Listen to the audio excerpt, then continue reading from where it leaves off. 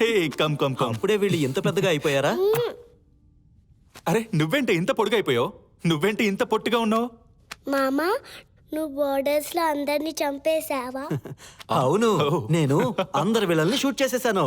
అడిగింది నిన్ను కాదు, భరత్ మామని. నువ్వు తగ్గలేదే. సరే పిల్లలు, తొందరగా వెళ్ళి స్కూల్ కి రెడీ అవ్వండి. ఓకే మామా.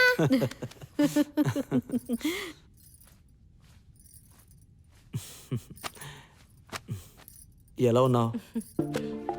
మధ్యాహ్నం ఏం చేయమంటారు? నీకు ఏది ఇష్టమో అదే చెయ్యి.